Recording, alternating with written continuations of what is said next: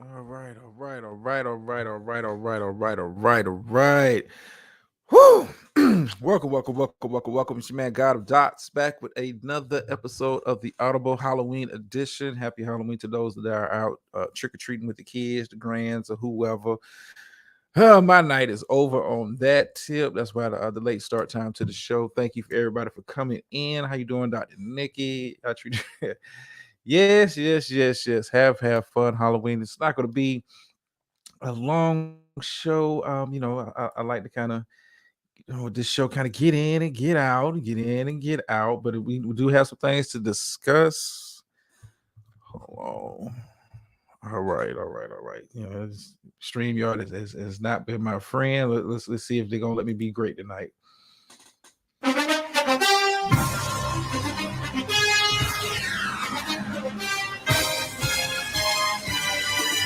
All right. Okay, they trying to let me win today. Trying to let me win today.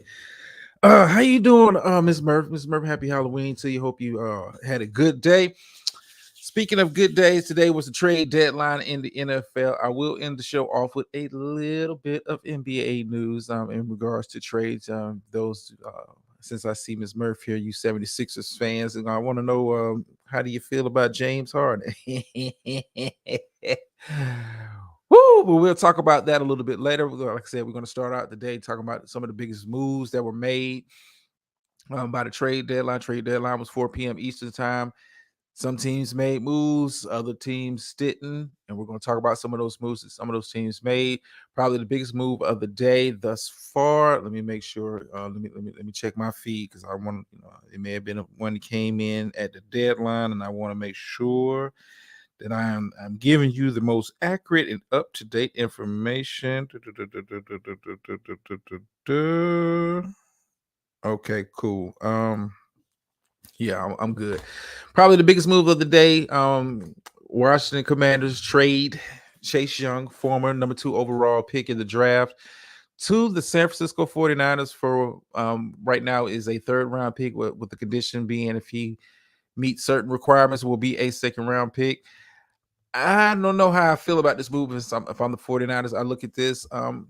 Let's start from the positive side of it. This is a clear move to try to win now, and this is what you see teams doing, especially now. How the salary cap is constructed with the rookie wage scale. You see teams with they have quarterbacks on rookie deals. They try to maximize their Super Bowl window.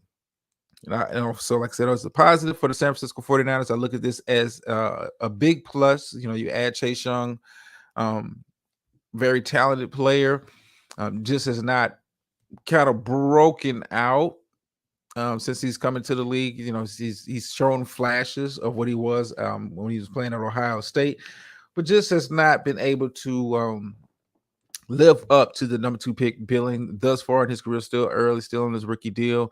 I do like this move for him.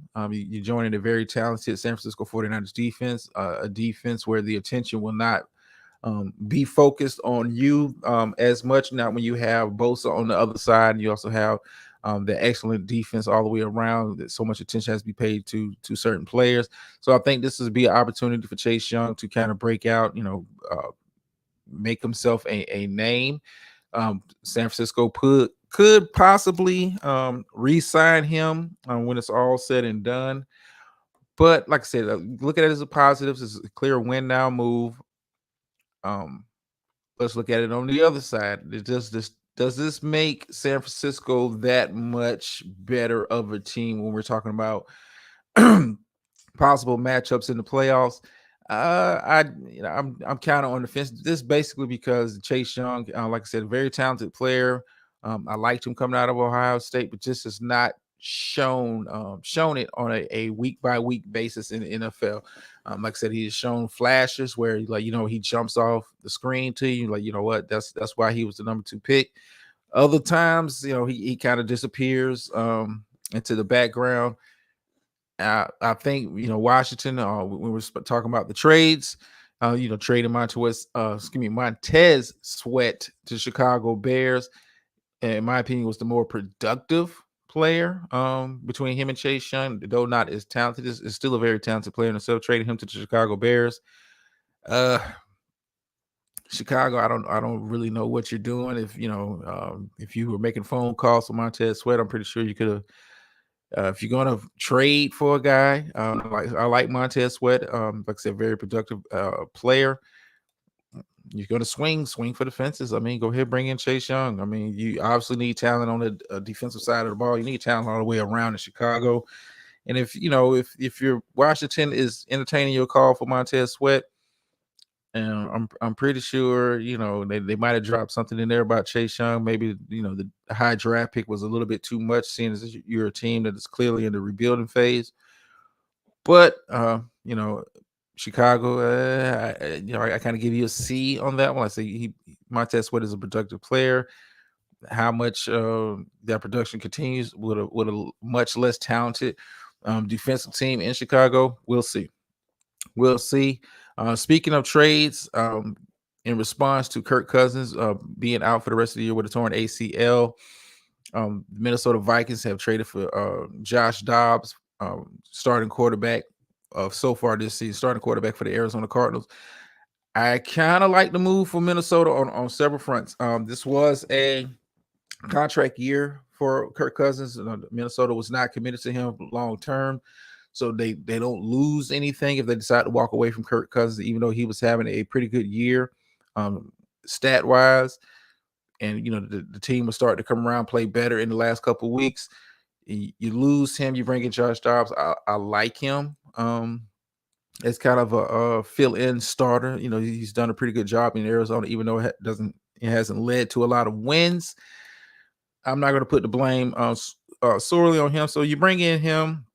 Bringing Josh Dobbs, the team, it's not Kirk Cousins at quarterback, but I think Josh Dobbs, with the talent that he has on that side of the ball in Minnesota, won't put up the same kind of stats as the Kirk Cousins, but I think he'll be more than competent enough to kind of keep them afloat. But like I said, it's a win-win for Minnesota. You bring in a guy who's has started experience not only in Arizona but in other places.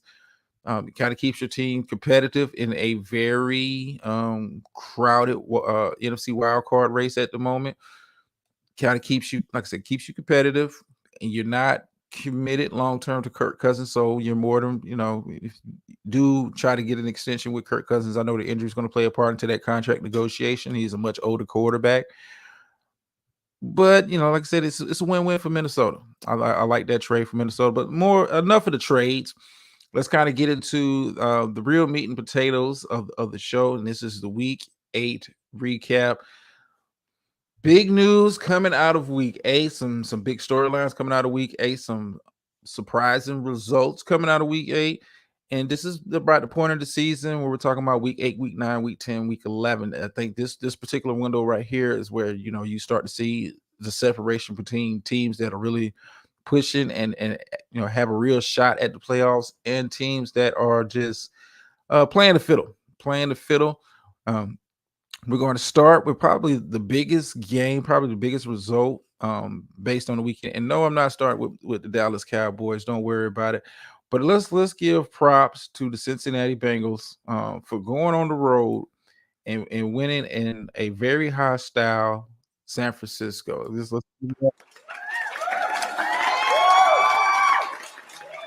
Cincinnati sends the 49ers to their third straight loss. And that's why you saw the thumbnail for what it is. But let's talk about the game. Cincinnati came out. I liked how they attacked the 49ers defense early on, got them to back off of being so aggressive, was killing them with the screen game early. Joe Burrow was making plays. The running game was making timely plays. For whatever reason, I like the play calling that Cincinnati was putting out there. San Francisco's defense, although talented, could not get off the field. Could not get stops when they would normally get stops. And I'm not going to overreact. Yes, this is the third straight loss for the 49ers, but Cincinnati is not a scrub team. This is not a surprise team. When you look at the teams that they lost to, it's nothing to be ashamed about. It's nothing to be ashamed about. You lost to a very good Cleveland Browns defense, very close game. You ran into a bit of a tough matchup for you, defensively with the Minnesota Vikings, and Cincinnati was my preseason pick to win their division. So it's not a bad team. This was a team that a couple seasons ago was in the Super Bowl, has been to the AFC Championship game. So it's nothing to be ashamed of if you're a 49ers fan, but you might want to be a little concerned. Brock Purdy has come down to earth over the last 3 weeks. I think some of the hype is died down. Some of that Tom Brady, Joe Montana talk you were hearing from San Francisco 49ers fans in regards to Brock Purdy, it has kind of died down. 3 straight losses will do that to you. Now, I don't think this team is any serious danger of losing the division. I do think they're a much better team than the Seattle Seahawks, who they have matching records with. But you have to be concerned somewhat about the 49ers. Teams are finding a way to scheme to really attack this defense. Defense hasn't looked good especially the last 2 weeks. They look pretty good against Cleveland. Defense hasn't looked that well against Kirk Cousins in Minnesota, and didn't look that good this Sunday with Joe Burrow. Killing them with the short passing game. I think if you're going to beat San Francisco, that is a recipe for success. Kind of get them take some of that aggressiveness out. And when you have a team that is kind of hesitant about getting after it, when they're not in such an attack mode, you can have success. And teams of the last 2 weeks, teams have had success against this 49ers defense. Maybe the addition of Chase Young helps with the pass rush a little bit more. Joe Burrow really wasn't harassed that much. Neither was Kirk Cousins. So maybe, adding Chase Young helps the pass rush. Maybe, that can help cover up some of the deficiencies we've seen on the back end, because, they've been getting kind of cooked back there. They've been getting kind of cooked back there. Speaking of kind of cook, let's go to my rival, Philadelphia Eagles. Got a girl. How you doing? Getting real spooky out west across all the leagues. Yeah, it is getting spooky out west. I'm gonna talk about the little NBA news at the end of the show. I got my own opinion about the Harden trade, but we'll talk about that. But I got to stick with my rivals. Eagles over the Washington Commanders. The Eagles right now sport the best record in the NFL. Not going to take anything away from it. They're still out here finding ways to win games. Offense looked very good against Washington. Defense, not so much. And of course, Thursday we'll be doing week 9 preview, and of course the big game of the week. I don't give a damn what else is on the schedule. It's Cowboys and Eagles next week, but we're going to talk about this past week's game. Eagles look very good on the offensive side of the ball. Thought they had a pretty good balance early on in that game. When you kind of got away from that balance, started chucking the ball around the field, allowed Washington to kind of hang in there a lot longer than they should have been hanging in there. And Philadelphia's defense, for the most part this season, has been pretty good. But, they've had stretches where they have not looked as good. And this is one of those games you can't be allowing Washington to put up 31 points on you. And I know one of those, one of those touchdowns is kind of in garbage time. I'm not going to really beat them across the head, but Washington was picking them apart. Sam Howell was doing a pretty good job. He's got to cut down on the turnovers. Very very impressive performance by Washington's offense, against a very talented Philadelphia Eagles defense. I'm not going to go into conspiracy mode saying something's wrong with Philly. I think they're kind of figuring it out on the offensive side of the ball. I think if you have the balanced attack, which they had early on in that game, I think it worked wonders for them. I think it allowed them to keep the Washington Washington defense very honest. But they came out with the win, and I'm looking forward to Philly week. Ms. Murph, it still stands. The link will be dropped when you lose. So I will be getting an appearance on my show for damn sure. Maybe in trouble next week. We'll talk about that on Thursday, because even though my Cowboys blew out the Rams. It's it's some things I'm still concerned about when it comes to my team. We handle business against the team we were supposed to handle business against. Uh, but I'm still kind of concerned about our red zone issues. I've been talking about it all season, how we get down in the red zone and all of a sudden the offense doesn't become dynamic enough for me. Um, is still a concern, I think. Um, in regards to next week's game against the Eagles, I think whoever, for me, first quarter is going to be a clear indicator on who's setting the tone. I think whoever sets the tone first, um, has a good chance of winning that game. We'll talk about it. I don't want to jump too far ahead. I want to jump too far. I want to kind of focus in on the games that happened this week. I want to focus in on the games that happened this past week. Giants and Jets. It was a very ugly game. Not a lot of offense. Points being scored, but it was a very good defense. If you're a guy that likes defense, or a gal, if you're a person that just likes to watch good defensive struggles, this was the game for you, because offensively neither team looked like they could move the ball for large stretches of the game. It was hard to watch if you're a person that's looking for a team to be putting up points, but it was a very good defensive game. Congratulations to the Jets for pulling it out in OT. I think the Giants, did what they could, considering Daniel Jones was out. Tyrod Taylor ended up getting hurt, and they brought in some dude I've never heard of, Benito, whoever. I don't know who this dude was. In the offense, this became Saquon left, Saquon right, Saquon up the middle. But for them to be still, competitive in a game like this says a lot. So congratulations to the Jets, who are, sneakily, kind of creeping back into that discussion. I think in the AFC East, as far as that division is concerned, Buffalo Bills did beat Tampa Bay last Thursday. But Buffalo's a team that's hot and cold, up and down. Even in that game against Tampa Bay team, if you watch the game, they should have put the team away early, allowed Tampa Bay to kind of hang around, and you was a Hail Mary away from losing that game. I'm gonna be honest with you, it was a Hail Mary away from losing that game. If Godwin was able to locate the ball on the Hail Mary, he was wide open. And that we be having a different discussion here today. Speaking of discussion, I think it's about time for me to start changing my narrative on the Jacksonville Jaguars, who went into Pittsburgh, won a very good game, off to a 6-2 record. And your record is what your record is at this point. You are what you are. Jacksonville is making me out to be a liar. It's making me out. Gator Girl, Eagles by 3 touchdowns. Come on now. Come on. I mean, if you want to pull for the Eagles, just say that. But 3 touchdowns. I mean, you do know the Cowboys have won 8 straight games in that matchup, right?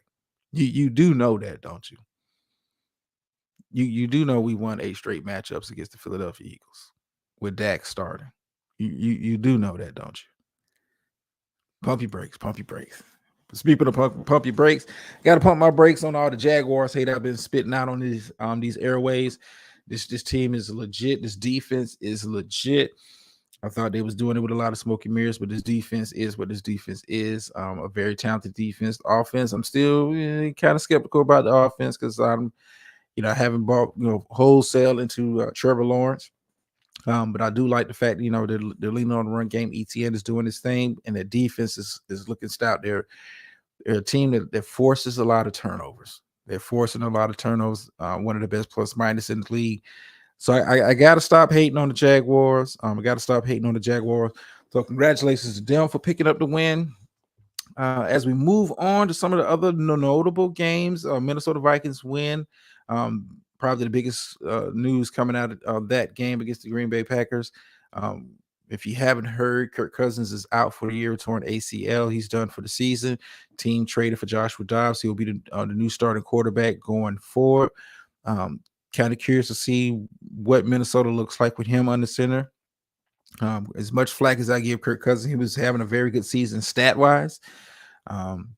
So we'll see what that look like. But congratulations to them for picking up the win. No Kirk Cousins, no Justin Jefferson. What this team, we're going to see what this team is really made of going forward. But I think they have an opportunity in a very crowded, like I said, NFC wild card race as it's kind of shaping up. It could go a lot of different ways when we're talking about the playoffs a little bit further down the road. Speaking of further down the road, I hope the Atlanta Falcons have pushed Desmond Ritter so far down the road. You don't see him on the field unless Tyler Heineke gets injured. Falcons, Desmond Ritter goes out with a quote unquote concussion, goes into concussion protocol. Is deemed healthy enough to play, but Arthur Smith finally, after watching the abysmal quarterback play that the rest of America's been watching with the Atlanta Falcons, decides to go with Tyler Heineke in the second half. He comes out, lead the team on four straight scoring drives, almost has a chance to win. Tennessee, no Tannehill. Will Levis look good? Will Levis look good? Was a very good player in college last year at Kentucky. I thought it was going to be a first round pick. Slipped to the second round. Tennessee, you might really have your future at quarterback. You really might have your future at quarterback. He looked very good, very good. They had DeAndre Hopkins looking like D-Hop from about 5 years ago. So congratulations to the Tennessee Titans for picking up the win. Will Levis, you look good. Tyler Heineke, hopefully, if you're a Falcons fan, he's the starter going forward. Because if you're rolling back out Desmond Ritter, guess what? Next week, I'm picking against whoever the Falcons are playing if Desmond Ritter is the quarterback. I think Arthur Smith needs to go ahead and swallow the bullet. You got an 8-game sample. Got an 8-game sample of Desmond Ritter as the starting quarterback in Atlanta. Had a winning record going into this game despite Desmond Ritter. Let's keep that in perspective. Despite Desmond Ritter, Atlanta Falcons had a winning record. One of those teams in the hunt, possibly for the division, but also in the hunt if they don't win the division in a very crowded, wild card race. Falcons, I've been saying it for I don't know how many past weeks. It's time to sit Desmond Ritter. If you're serious about making the playoffs, sit Desmond Ritter and allow Heineke do what Heineke has starter experience, and he showed on Sunday that he knows how to move this team up and down the field. Give him the opportunity to start. If it don't work, you can always go back to good old Desmond. Me personally, I wouldn't, but that's just me. Speaking of moving on, the Dolphins are off to a slow start against the Patriots. End up taking care of business. Tyreek Hill, is he going to be the first wide receiver? Already up to over 1,000 yards through the first 8 weeks of the first 8 games of the season. It's a 17 game season. Can Tyreek Hill, on the pace that he's on, he's clearly going to break 2,000 receiving yards. Will he be able to do it? I think if he continues to perform at the level he's performing, and the thing I love about Tyreek Hill, people put a lot of emphasis on his speed, his ability to get by cornerbacks, ability to get by safeties, but I don't think enough enough people.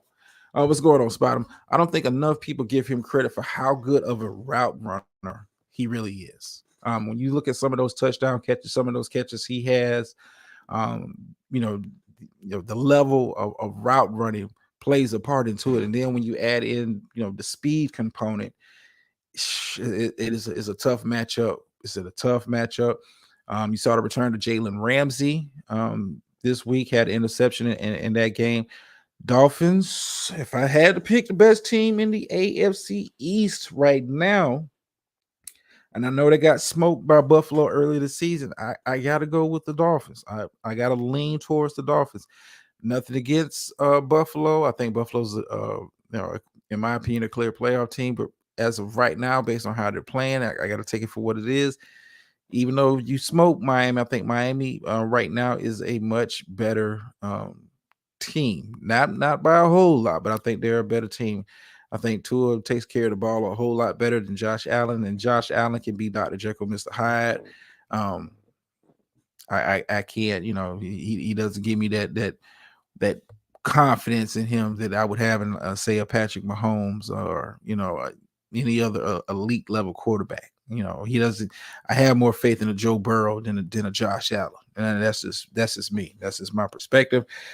Speaking of quarterbacks, we're talking about the matchup between the top two overall quarterbacks in the draft: Texans, Panthers, Bryce Young, C.J. Stroud. Yeah, it was kind of a letdown. It was kind of a letdown for me. Not because the Panthers picked up their first win of the season, but I thought this was going to be a showcase of the two top quarterbacks. I thought C.J. Stroud, considering at the start that the Houston Texans have been on, will come out here take care of business. It was an ugly game. I ain't gonna lie to you, it was an ugly game. Um, Congratulations to the Panthers for picking up their first win of the season. The Texans, if you're a team that's trying to make the playoffs, this is one of those games you got to look back on like, man, we let one get away. Texas was clearly the favorite in this one. CJ Stroud had been playing at a much higher level than Bryce Young. It just didn't seem like it on Sunday. It just didn't seem like it on Sunday. So, congratulations for Carolina getting a win. Defense finally came to play. I don't know where that extra motivation came from, but hey, let's see what they can do with it. I don't see Carolina making a run for the playoffs, but that's neither here nor there. Speaking of run for the playoffs, a very good game that may have playoff implications later on in the season. Cleveland Browns and Seattle Seahawks. That was a very, very, very good game. Very good game. A lot of drama that you can just tell the atmosphere. Something about Seattle, man. Something about Seattle when they're and have a good team. The fans. I don't know what it is, but like even watching on TV, it's like it seems so loud in that stadium when they're playing. Seattle, right there in position, tied with the same record for the San Francisco 49ers for the division lead. Seattle was one of my teams I had making the playoffs, so I'm not surprised by their performance. Cleveland, I think at this point, the defense can only carry them so far. Eventually, the offense has got to come alive. And I know you don't have Chubb. Deshaun Watson did not play. PJ Walker is doing the best he can out there, but eventually the offense is going to have to win some of these games for Cleveland, not put all the pressure on the defense. And this defense has carried them thus far. But eventually, you keep them out on the field long enough, they start to make mistakes. They'll break, and you saw some of that breakage against Seattle late. You saw just Cleveland could not put together sustained drives long enough to get their defensive breaking it. It cost them in the end. Speaking of costing in the end, as we kind of wrap up here with the week's games, Chiefs, Broncos. I don't know who that was that showed up on Sunday. What defense that was that showed up on Sunday, but that's the defense I was expecting coming into the goddamn season. Where the hell has that Broncos defense been the entire season to hold Kansas City Chiefs, who have not been lighting up as far as the scoreboard is concerned, but to hold the Kansas City Chiefs to 9 points? Kudos to them, man. And kudos, I got to give them a little something for that. Got to give them a little something for that. Got to give them a little something for that. Kudos for them.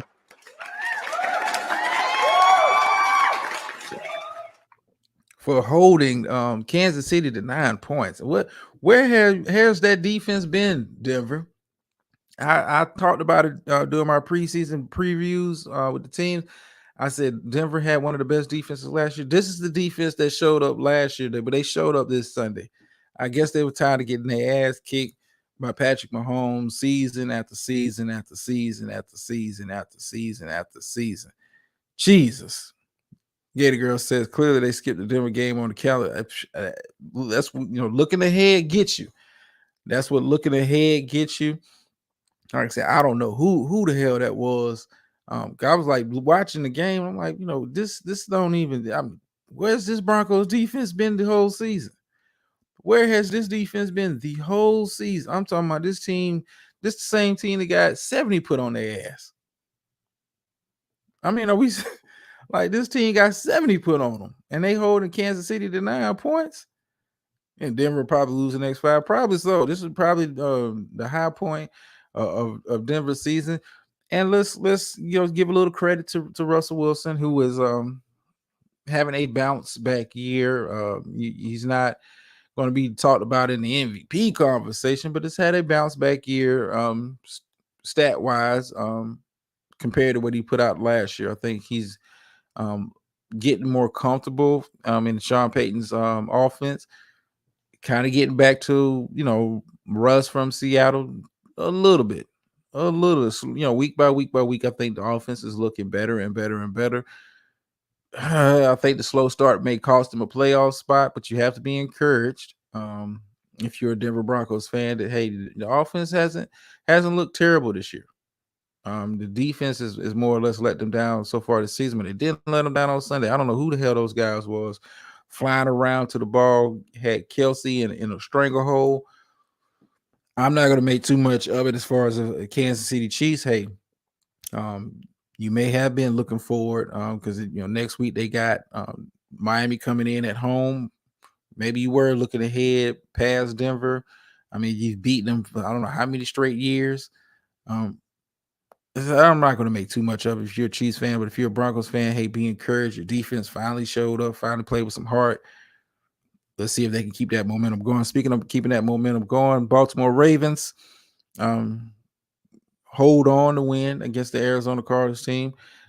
I don't think the media, like I'm watching what you're doing up there, Baltimore. Right now, if I had to break down the AFC, I still have Kansas City as the best team in the AFC, but you'd be hard pressed to find a closer matchup than the Baltimore Ravens right now. But I don't think, like I said, I don't think the media's paying enough attention to them because it's not a sexy team. They don't play a sexy style of football, but they're winning. They're winning. You'll have some pundits that will say Jacksonville is a better team than Baltimore. I don't believe that, even though they have identical records. But I think Baltimore, I like what they're putting together there. Like I said, they're under the radar. People not really kind of focusing in on them, talking about them. The offense has looked good this season. And I think the offense week by week by week by week by week is getting better and better and better. It may be time to, when you start having an MVP conversation, it may be time to start really including Lamar Jackson, not only in the conversation, but maybe at the head of the table. When you really look at the numbers, it may be Lamar Jackson might be your league MVP at the midway point. You could make an argument. And I wouldn't fight you. I wouldn't fight you on that one. Speaking of fight, what we didn't see on the Sunday night game, like I said, I don't know why the hell this was the Sunday night game. Chargers and Bears. Bears got smoked. Okay. What else is new in the world? Chargers, finally was able to put it together for an entire game. Come out with the win. I'm not going to put too much stock into it. It doesn't make me go up or down as far as my opinion of the Chargers. I just think the Chargers are, when we're looking at the AFC as far as tier teams, that they're second tier. I wouldn't pick them over the Chiefs. I wouldn't pick them over Baltimore. I wouldn't pick them over the Bengals.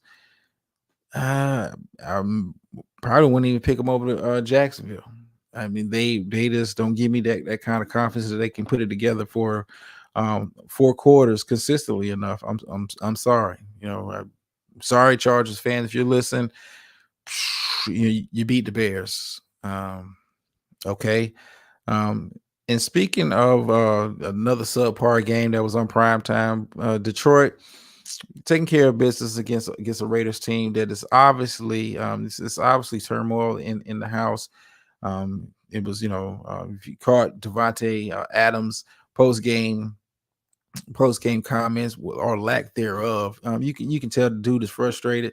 But being there, Jimmy Garoppolo is clearly not the answer. I think Raiders, if I'm them, they move on from the head coach and bring in a new head coach and bring in a new quarterback. Jimmy G is not the answer. Jimmy G is a placeholder. He's not a guy that's going to. He's much like the guy that replaced him in San Francisco, like Brock Purdy. They're good game managers, won't lose you a lot of games, but if you need them to kind of elevate the players around them, it ain't happening, Captain. It ain't happening. And I've seen enough of Jimmy G to know he is what he is. Um, he is what he is. If the guys around him play at a high level, he's able to kind of manage the games, but he's not a guy that, I'm gonna put this team on my back and carry you across the finish line. He ain't that dude. He is not that dude. Let me get up in here real quick. And like I said, that's pretty much my breakdown for the NFL. And I want to kind of get this NBA news out of the way. Like I said, I wasn't going to do too many shows while the NFL was kind of going on. But James Harden traded to the Los Angeles Clippers for some guys. I'm just going guys and some draft picks. Doesn't make Philadelphia a better team, but I think it kind of clears the air as far as the chemistry is concerned. You move on from James Harden, who's I think at this point, man, unless the Clippers win a championship, is slowly but surely playing himself into what I call the Carmelo Anthony territory, where despite your skill on the court, teams are just not willing to kind of deal with what comes with you. And not to say that Carmelo was a cancer of a player. I think James Harden's behavior has been way worse in regards to I don't want to be here and the sulking and all that dumb shit. But teams, you fall into that Carmelo Anthony, that Allen Iverson realm. Where people just, despite how talented you are, how you can put it in a basket, they just don't want the headache that comes with you. I think so. If the Clippers don't win the championship, James Harden, is a free agent. I don't see any other team giving him big money long term. It ain't happening, Captain. You'd be a fool as an NBA owner to give James Harden a long term contract at this point. You'd be even a bigger fool to give him real big money. And that's part of the reason why he opted into that $35 million player option that he had with the 76ers, because he looked around the landscape. Teams one beating down his door to come sign him to a multi-year big time deal. So you took the best deal possible. And like you've done for the past 4 seasons, you cried and sulked your way because you didn't like this or you didn't like that. I mean, you in Houston, you was the man. You don't want to be there because they won winning. You go, where did he end up going? Because he was in Houston. I mean, he's traveled. He's been in Houston, Philly. He's been in Brooklyn. He was somewhere else. It'll come to me. But you soaked your way out of situations. Oh yeah, the Clippers are the 4th team. Yeah, 4th team in 4 years. Yeah. You sucked your way out of 3 different situations because you was upset about something. Instead of just playing ball, instead of just playing ball, as much heat as people give Kevin Durant for, his attitude and his like nonchalant attitude as far as like I don't want to be a leader, I just want to play ball. Give me that any day of the week over James Harden. Give me that over, give me that. Give me that. Yeah, get it, girl. If it was 2018, maybe I'd have been super excited. Oh man, this is a big 4, but I don't like the fit, and I agree with you on that. Russ has finally kind of got found a place where he's allowed to flourish in the role. He understands that Kawhi and PG are the guys getting the shots. He knows that he mainly gets a lot of his attack points and stuff like that with the second unit. I mean, but if you start Harden, it's only so many basketballs to go around. Unless Harden becomes more of an off-ball player, I don't know. He's always been a guy that is best when the ball is in his hands. PG is a ball handler. Kawhi is known to run some offense. Sometimes it's too many basketballs. Too many basketball. And I understand you, the Clippers. This is where James Harden is here, and your star. That's one thing you'll see in the NBA and you'll see in baseball that you would never see in football is players sulking and trying to get out and trying to get to places, and forcing their way out to places they want to be to. You'll never see that in the NFL. Never, ever, ever, ever, ever see that in the NFL. Won't happen. Won't happen. As much as Devontae Adams wants to be in a winning situation, if the team doesn't feel like moving him, he ain't going nowhere. I mean, Philadelphia, just like the teams before, just like Brooklyn, just like Houston, felt need to, get rid of this dude as a cancer. And trust me, I don't see him finish his career with the Clippers because it'll be something else. It'll be something else. It'll be something else later on the season. James, why did you guys lose the game? Well, I'm not getting enough touches. I can see that being part of the argument. Like, not. Gator Girl says, I think this is the nail in the super team coffin. As it currently stands, yeah. As it currently stands, I think last season with the Denver Nuggets going on to win the championship in the fashion that they did, the idea of just throwing guys together and thinking it's going to equal a ring, I think those days are done. I think those days are done. Teams that have shown to have real success in the NBA have continuity, not just throwing guys together and thinking, okay, it looks good on paper. Trust me, it works on 2K. It works on 2K, but it doesn't work in real life. And I don't see the Clippers, getting past. I don't see the Clippers team as constitute because I know PG is going to miss time. I know Kawhi is going to miss time. James Harden is liable to miss some time with how he gets with the hamstrings or something like that. He's liable to miss some time. I don't see if I'm the Clippers, you have to kind of be building your team towards beating Denver. You have to be and happy belated birthday to you, Dr. Nick. I saw I saw that. But if you're building a team now, I mean I know teams were building to beat at one point the Golden State Warriors.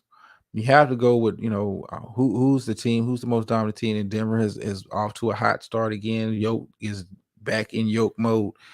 You have to look at building your team to how do we beat that team. You're talking about bringing guys in, bringing in trading draft pick. I mean, if LA is kind of like LA is championship or bust this year. I mean, Russ is a potential free agent. Hart is potential free agent. Kawhi and PG can opt out.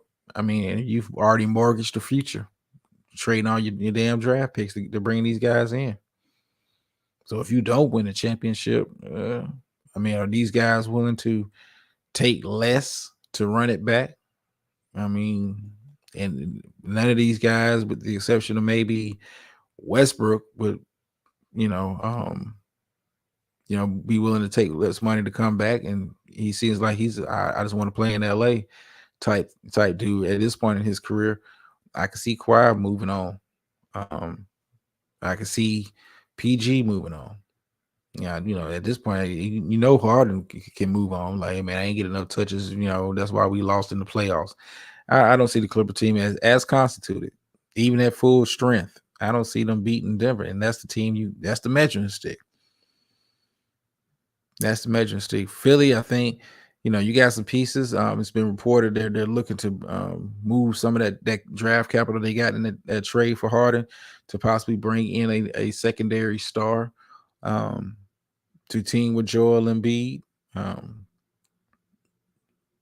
Yeah, we'll see. I don't know who's really on the market right now, but closer to the NBA trade deadline, I expect Philly, if they haven't traded for him by then, be very active on the trade market, seeing who's who, because you don't want to waste Embiid. coming off MVP season. You don't want to waste Embiid. But that's enough NBA talk. Now I've talked enough. Happy Halloween to everybody. Remember, always like, share, subscribe. Thank you for the comments and all that good stuff. We'll be back on Thursday. And I do have a little bit of a show to kind of do on Friday. We'll be doing a Freestyle Friday type show. Now I want to kind of bring some of the conversations I'm having on Twitter for that. So Freestyle Friday will be on Friday. I may or may not be doing a show in the other space tomorrow. I got to kind of see. I was, supposed to be doing a political show with the Good Brother Hood Conservative, but we got to get our schedules together because I want to. It's a lot, to kind of dive into and digest. And of course, I got the Saturday show. I already started working on that one. So, brother got stuff going on. Yeah, but appreciate everybody for taking the time out to listen to little old me. End you off with the phrase that pays over here. Sometimes you win, sometimes you lose, but every time you learn. And I'm out.